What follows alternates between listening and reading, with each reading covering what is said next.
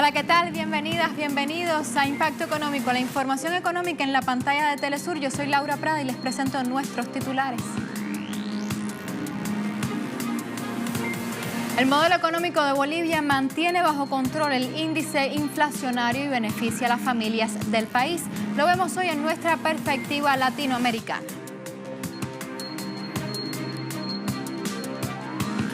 En nuestro contexto económico analizamos el plan de reducción de la jornada laboral a 40 horas por semana en Chile y el peso que tendría en la economía del país.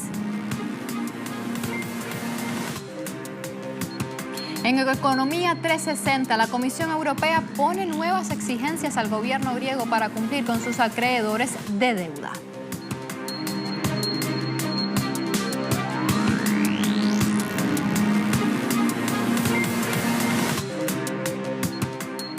El modelo económico impulsado por el actual gobierno de Bolivia continúa mostrando que se puede lograr el bienestar de la población sin necesidad de recurrir a medidas neoliberales. El Instituto Nacional de Estadística de Bolivia registró una variación bajo la tasa inflacionaria en septiembre. De acuerdo con el INE, el Instituto de Estadística, el índice de precios al consumidor registró en septiembre una variación negativa de 0,08% respecto al mes de agosto. Durante los primeros 9 meses del año, la inflación acumulada en el país fue de tan solo 1,46%. Esto se debe al decrecimiento de precios en alimentos y bebidas, prendas de vestir y calzado, bienes y servicios domésticos y básicos, la vivienda, transporte y comunicaciones. Los investigadores del Centro Estratégico Latinoamericano de Geopolítica, el CELAC, aseguran que el modelo económico del Estado plurinacional funciona porque el presidente Evo Morales logró bolivianizar el sistema financiero, que no es más que privilegiar a la moneda nacional respecto al dólar, al mismo tiempo que hizo crecer la economía, porque también supo combinar el bienestar macroeconómico del país con el bienestar microeconómico de las familias. Ahora bien, pasamos a México. Allí la producción minera arrojó resultados positivos durante el mes de julio. Esto debido al aumento del zinc y la plata. La agencia de estadística INEGI informó que la producción general aumentó en 0,1% y fue el zinc el metal que experimentó mayor crecimiento en el mes, con un alza de 10,7% a 28.166 toneladas. Mientras que la plata obtuvo una producción de 4,9% a 312.204 kilogramos. Estos aumentos en la producción de plata y zinc dejan ver que la industria minera en México está progresando. Para este año se espera que se ponga en marcha una nueva producción en los proyectos de reinicio de la minera Capela de Industrias Peñoles y San Martín de Southern Copper, los cuales producirán zinc, plata, plomo y bronce.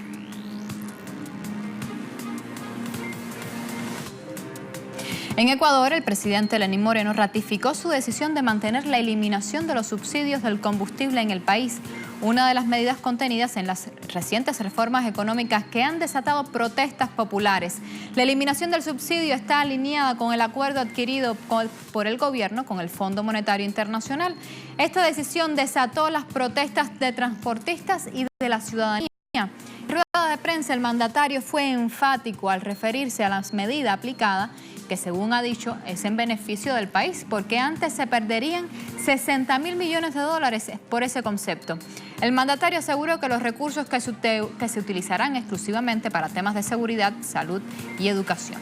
Pese a insistir en que no habrá variación sobre estas medidas, manifestó disposición al diálogo para buscar alternativas e incentivos y así paliar los daños causados por las reformas tributarias y laborales del pasado 1 de octubre. Escuchamos las palabras del mandatario ecuatoriano. Que se oiga bien, no voy a cambiar la medida.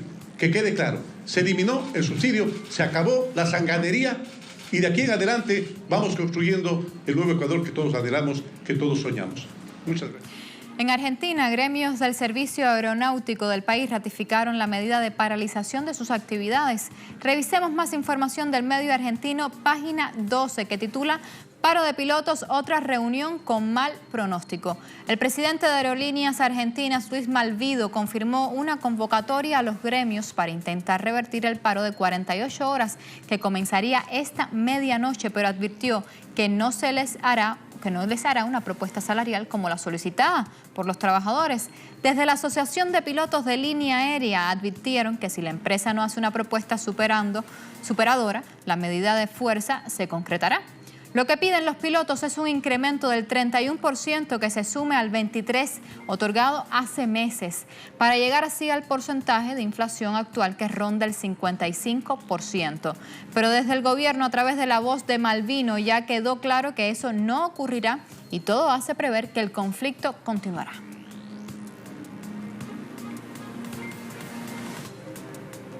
Los sindicatos de Costa Rica calificaron como una farsa el anuncio realizado por el presidente Carlos Alvarado de reducir el 10,2% de las tarifas de los clientes del Instituto de Electricidad. Los gremios consideran que esta rebaja es solo una cortina de humo por parte del gobierno para tapar su política fiscal y economía. Son un falso fracaso y seguirán así mientras no busquen soluciones integrales. Señalan que en este último trimestre del año es cuando más los ríos caudales crecen, por lo cual el Instituto de Electricidad no requiere combustible para generar energía.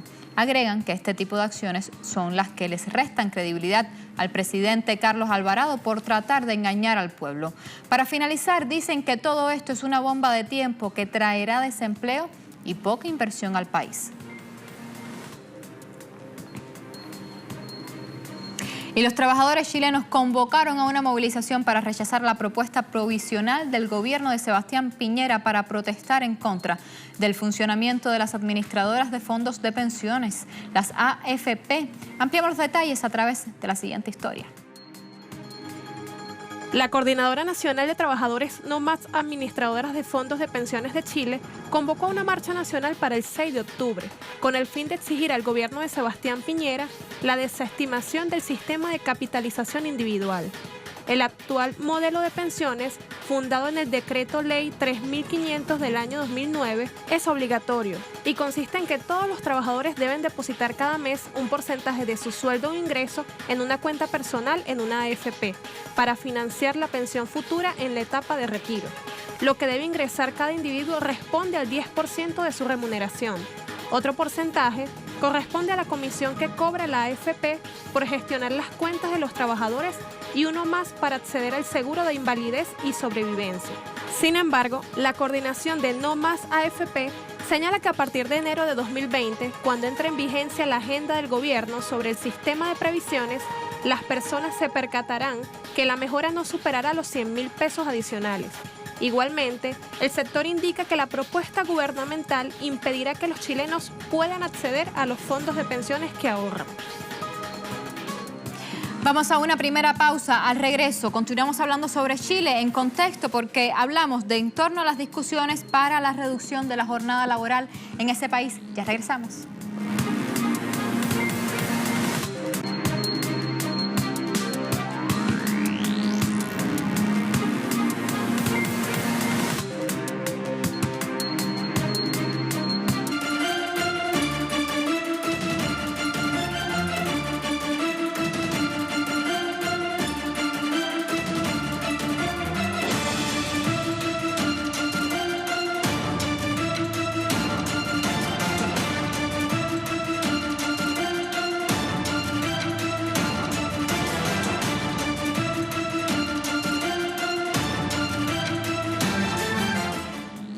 Las autoridades chilenas debaten dos propuestas sobre los efectos económicos que traería el plan de reducción de la jornada laboral a 40 horas semanales. El Centro Estratégico Latinoamericano de Geopolítica, el CELAC, trabajó en un informe completo sobre el tema y se los presentamos a continuación. El gobierno del presidente Sebastián Piñera propuso inicialmente flexibilizar la jornada laboral, esperando que trabajadores y empleadores lograran un acuerdo para definir el horario más conveniente. Dicha propuesta contemplaba una jornada de 180 horas mensuales, a ser distribuida de forma flexible cada semana. Esto implicaría que en un mes la semana laboral quede en 44 horas en 2020 y alcance las 41 horas en 2027. Por otro lado, el Partido Comunista de Chile, desde el Parlamento, planteó una reforma para reducir la jornada legal de 45 a 40 horas semanales. El grupo político asegura que Chile es uno de los países con mayor número de horas laboradas a la semana, lo cual repercute en estrés laboral, cansancio y ausentismo de los trabajadores como consecuencia de la sobrecarga. Para los investigadores del CELAC, definir la jornada laboral es parte de la centralidad del modelo económico y social, ya que las conquistas históricas de los trabajadores han girado en torno a las horas de trabajo. La distribución del tiempo entre ocio y trabajo define la calidad de vida de los ciudadanos y el tipo de crecimiento económico que se alcanza. ¿Qué posición ocupa Chile dentro de la Organización para la Cooperación y el Desarrollo Económico, la OCDE, con respecto a la cantidad de horas laborales promedio trabajadas? ¿Y qué dicen los economistas sobre las teorías de los salarios? Veamos. Datos difundidos por la OCDE muestran que Chile es el sexto país con más horas promedio trabajadas en el año. Esto quiere decir que los chilenos trabajan 210 horas más al año que el promedio del organismo. Asimismo, a pesar que el país redujo el máximo de jornada laboral legal de 48 a 45 horas semanales desde el año 2005, el promedio de su jornada efectiva destaca entre las más elevadas de Latinoamérica y entre los países que forman la OCDE. Pero el gobierno de Sebastián Piñera no tiene interés en reducir y utiliza como argumento que si se realiza la reducción de estas horas, ocasiona una caída de la productividad. Sin embargo, cuando se dio la reducción laboral de 2005 en Chile a 45 horas, la productividad continuó creciendo en buen ritmo, alcanzando 0,9 puntos. Los economistas Shapiro y Stiglitz explican una teoría sobre los salarios de eficiencia. Coinciden en que si se implementan mayores salarios para los trabajadores y se mejoran sus condiciones, ellos están dispuestos a entregar más esfuerzo y esto conducirá a aumentos en la productividad laboral. Los investigadores del CELAC también proyectan los posibles escenarios frente a la política de flexibilización de la jornada laboral del gobierno. De acuerdo a los investigadores del organismo, el gobierno chileno está dispuesto a bajar a 41 horas siempre y cuando exista flexibilidad en la contratación.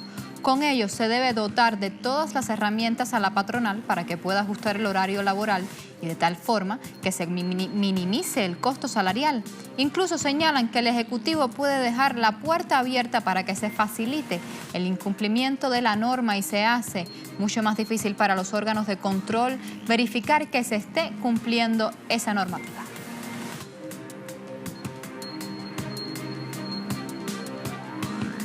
En contraparte, el CELAC también publica en su informe 2 posibles escenarios sobre los efectos macroeconómicos si de aprobarse una jornada de 40 horas. El primer escenario, los empleadores deberán compensar la menor jornada legal con el pago de horas extras de tal forma que no se altere la producción. El efecto se traduciría en el pago de horas extras a los trabajadores o, en su defecto, contratación de nuevos trabajadores. En cualquier caso, el salario por hora o el monto total del valor agregado que va hacia los salarios aumentaría el empleo general y con ello los salarios. Es decir, en el corto plazo se generará un aumento de los salarios en el PIB. El caso poco probable es que las empresas decidan no contratar más horas extras y decidan ajustar la producción a nueva jornada para mantener el costo fijo. Con ello, el tiempo de ocio aumentará y el salario por hora de los trabajadores también lo haría, aunque las empresas no están dispuestas a producir de todas formas. En el mediano plazo, un mayor ocio está asociado a un mayor consumo.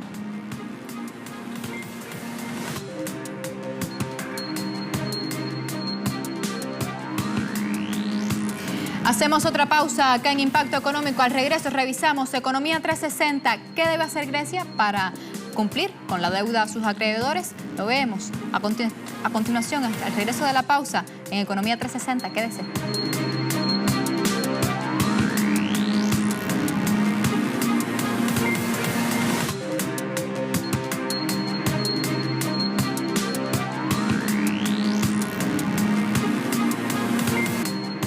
La Comisión Europea solicitó a Grecia que respete los objetivos por rescate acordados con sus acreedores. Más información en la siguiente historia. El comisario europeo de Asuntos Económicos y Financieros, Pierre Moscovici, solicitó a Grecia que respete los objetivos post-rescates acordados con sus acreedores. En ese sentido, dijo que es necesario que el país alcance durante el próximo año un superávit primario del 3,5% del Producto Interno Bruto, meta a la que la nación está obligada hasta 2022. Moscovici, además, recalcó la necesidad de que haya un acuerdo entre el gobierno y las instituciones acreedoras del país sobre el impacto de los alivios fiscales que anunció el primer ministro griego Kyriakos Mitsotakis para las empresas a comienzos de septiembre pasado y que suponen una reducción de los ingresos del Estado de 1.230 millones de euros. A estos se añaden las ayudas sociales que aprobó el gobierno anterior en mayo pasado y que suponen una reducción anual de los ingresos del Estado por más de 1.000 millones de euros. Los representantes de las instituciones acreedoras del país consideran que todas estas medidas hacen inalcanzable el objetivo del superávit primario para el próximo año. Sin embargo, el Ejecutivo griego y el Banco Central del país afirman que sí será alcanzado. El fabricante estadounidense de hardware, Hewlett Packard, anunció que reducirá su plantilla laboral hasta un 16% durante los próximos años. La reducción afectará entre 7.000 y 9.000 de los actuales puestos de trabajo que la empresa tiene en todo el mundo. El futuro consejero delegado de la compañía, Enrique Lores, quien asumirá el cargo a partir del 1 de noviembre, dijo que la eliminación de los puestos de trabajo ahorrará a la compañía $1.000 millones en los primeros 3 años que serán invertidos en los esfuerzos de reinvención de la empresa. El objetivo de Hewlett Packard es virar el rumbo de la empresa del hardware tradicional y software y los servicios. La decisión de HP, como también es conocido, provocó que sus acciones cayeran un 9,57% este viernes en la bolsa de Nueva York.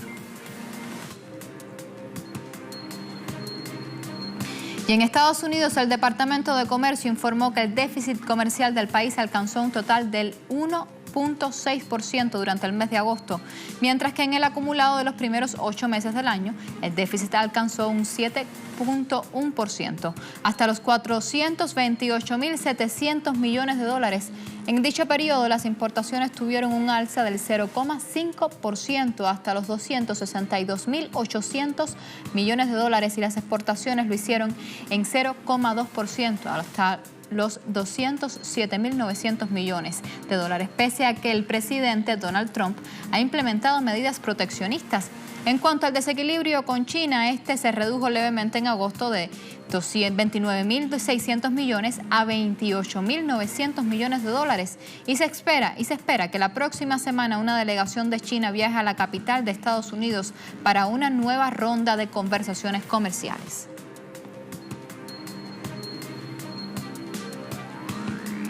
Y según un artículo de la televisora estatal China Media Group, el gigante asiático ha progresado y no solo ha cumplido objetivos de reducción de la pobreza de las Naciones Unidas, también ha ofrecido apoyo para el desarrollo a otros países de Asia, África y América Latina. El texto que publicó la televisora señala que China fue uno de los países más pobres del mundo hace 70 años, situación que cambió gracias a los planes que el gobierno ha implementado. En esa línea, el ejecutivo del presidente Xi Jinping eliminará la pobreza absoluta para fines del próximo año. Desde la década de los 70, China ha invertido más de 4.000 millones de yuanes en apoyo a más de 170 países y organizaciones internacionales para combatir dicho flagelo. Asimismo, la población china ha implementado proyectos que han disminuido la pobreza de las últimas 7 décadas. Tal es el caso del científico Yuan Longping, que en la víspera del 70 aniversario de la fundación de la República Popular China fue condecorado con la Medalla de la República por su gran labor en la producción de arroz híbrido, porque su trabajo condujo a disminuir la pobreza.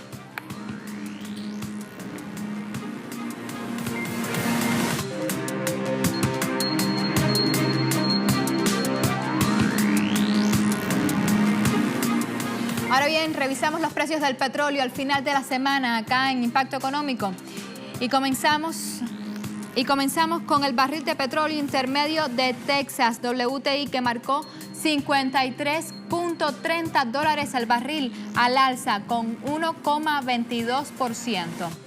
Tenemos también el barril del Brent de referencia en Europa, que se ubicó en $58,93 el barril, subiendo 2,32%.